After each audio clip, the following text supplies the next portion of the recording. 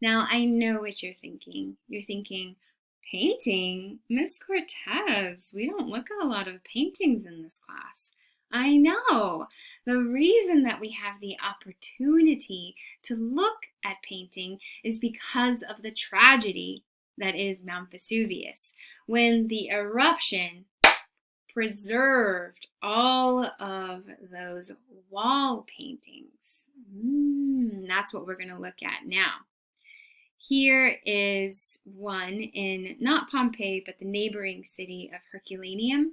And in this house, we see this hallway that has these faux finishes, these fake wall panels, and they're painted to look like various colors of marble. This is totally typical of what we still do today. Like, oh, I really want marble, but it's so expensive. I'll just get the stuff that looks like marble. It's fake marble. So I'm showing you this here with the Romans, but this type of imitation marble painting, the Greeks did it. Other peoples and cultures around did this as well. It's just that here we have these preserved examples of it. Here's another view of that same hallway. We're looking, here's the atrium, and we're walking down this hallway that's lined with this imitation colored marble brickwork. Isn't that fantastic? From what has been preserved under the eruption of Mount Vesuvius, we have been able to understand 4 major painting styles, and art historians will refer to these as first style, second style, third style, and fourth style. For us, and in this case, we're not going to be making so much of a distinction as appreciating the styles of art or styles of painting. And you can see a blending of this in many of the houses depending on the taste or what was in fashion at the time that they were painted.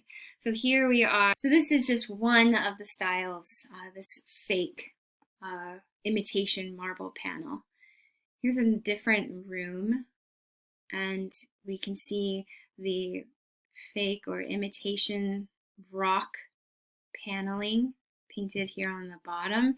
And then there are these cloudscapes, these scenes of clouds and these flying cupids, and then these architectural elements like columns that rise up from the base into this magical cloud world. Here we are back in the house of the Veti. I'm sorry if this seems a little like jumping around, but let's center ourselves back in the house of the Veti. So we were hanging out in the atrium and we looked at the garden. Let's turn now into this room. This room is called the Ixion room, and the Ixion room is painted in this beautifully, beautifully paneled architecture. We see these rectangles of space that appear to open and recede into some kind of perspective, and figures stand on and around the architectural space as if they're inhabiting the room with us. Isn't that beautiful?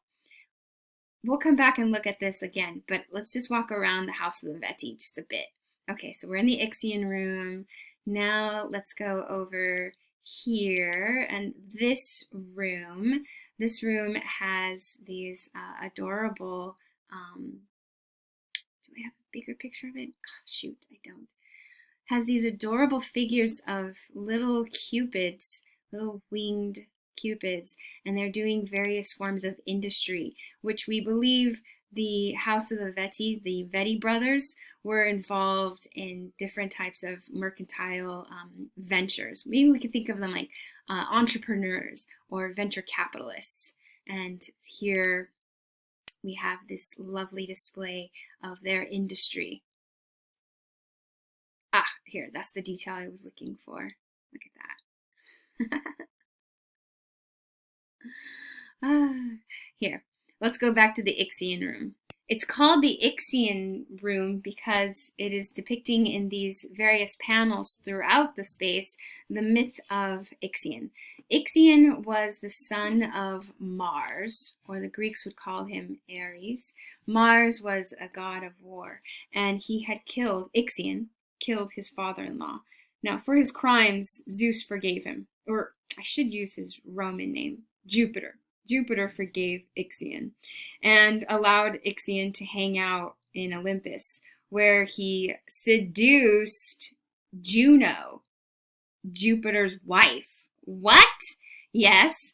And then Hera, surprise, gives birth.